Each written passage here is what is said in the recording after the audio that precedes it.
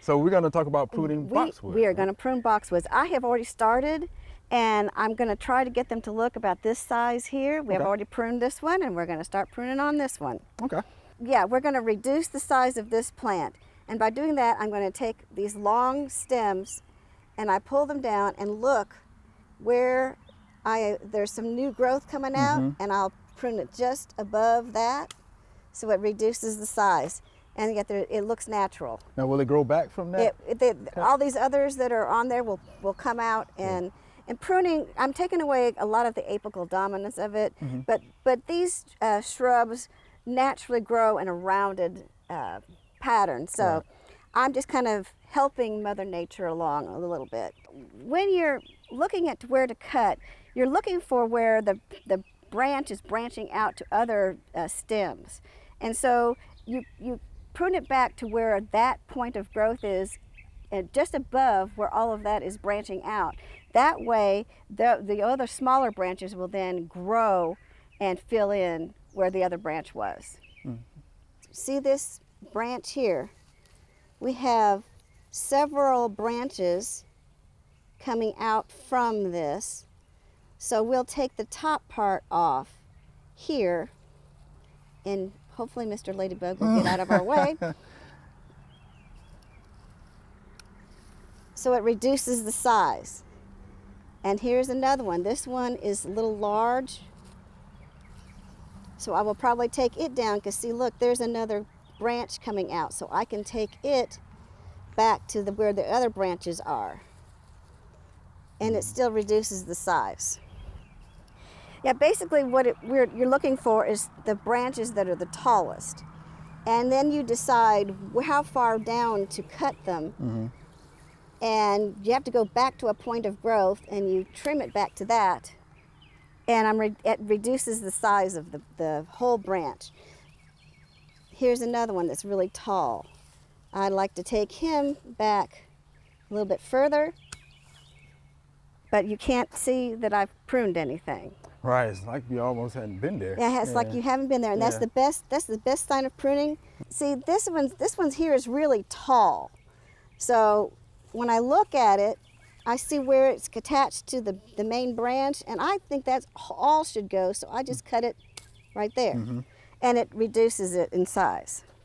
Now we've got that down, let's go to this side. This looks good. Yeah, I mean, let's go to this side, and we see this very large branch here.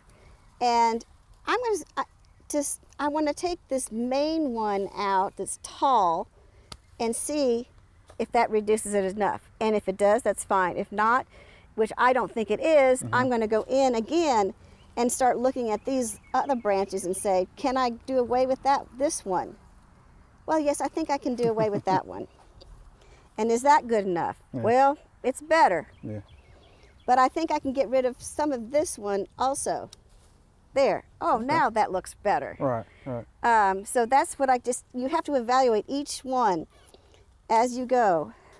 So how do you decide how much, though, you want to prune out? Because I'm trying to match the size of these. And this is a much taller and bigger boxwood than this one. I'm not going to get it quite the same height, but I can keep it reduced down so these can eventually grow to be about the same size. Gotcha. I'm just trying to get some uniformity, and I want them to branch out. Right. Even though they're dwarf, they will go out and they will eventually get big. So as you continue to prune, though, so let's talk a little bit about this. Why should we not shear them over the top as we usually see out in some landscapes? Well, I mean, it's not really good for the plant. It puts in a lot. One thing is unattractive because every cut is going to brown out and close up. And so it's not going to be as green and beautiful and lush as these. And a lot of diseases and insects will get into that. And another reason why you don't shear them, the other reason why I do this is because I'm going down in and I am creating air movement in this shrub. And that's important. And shearing cuts off the movement of air in a shrub, and you really don't want to do that. Right. So do we have to be concerned about sanitizing our pruners between cuts? Well, I have cleaned my pruners before I started this, and I don't have any diseases with mine. So I'm not going to worry about it until I get done, and then I'll clean them when I get through with my pruning. Yeah. So the fact that these are not diseased, you know, makes it like easy to go in and prune. I got it. It does. Okay. So like I said, you just look for something large and you say, that's a little large, I'm going to take that. Oh, this is still a little large. I think I'm going to take that one.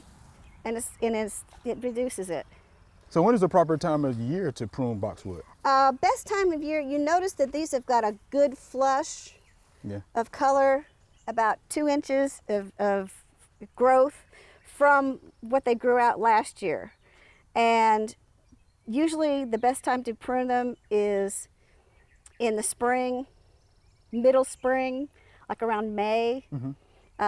Maybe further north, they want to wait till the end of May or the beginning of June, depending on what parts of the country you live in, because boxwoods live all over the place. And around here, I like to prune mine in May. It's really nice. It's beautiful out. Even though it's going to get warm today, it's a beautiful time of year. We've getting enough rain, so they will flush out and keep growing.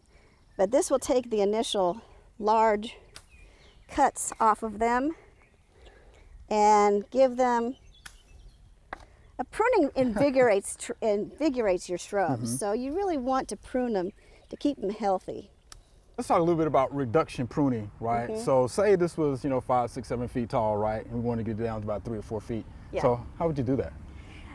Well, you can take branches down. I don't think you can take that much off of it, because you want to think about taking only a third each year. So you might take you several years, but you can take a third of the branch off.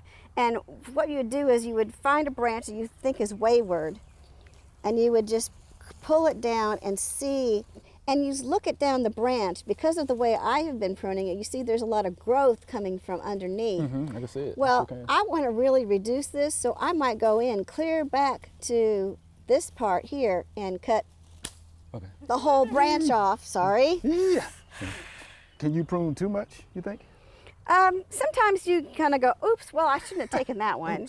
But you know what? Plants are really forgiving, and it will grow back. And you only get good at pruning by practicing pruning, and you're going to make mistakes. Pruning happens to be my favorite horticultural activity. Really? You like so I pruning like love that? to prune, and I don't mind really, getting in there and pruning plants. Sometimes, I have taken off too much, but the plant comes back. It's forgiving, right? Plants are forgiving. Let's get in there and just try it a little bit. Just try it. Just try it. You might make a few mistakes, It's, But it's practice. It's practice. And you will like the results of it when you get done. To fill this area in, I may head back these little ones here so they'll break and fill in this area underneath in this area right here. And we're getting very close to being done with this one for now. I may take some of these new growth and just head it back a little bit just to get it under control. You do have a good eye for this, I see. Right? So once you get finished, is it necessary to fertilize, to encourage the new flush of growth? I don't ever fertilize them after I initially planted them and got them established the first year. I haven't really fertilized it since. Mostly watering during drought is the best thing.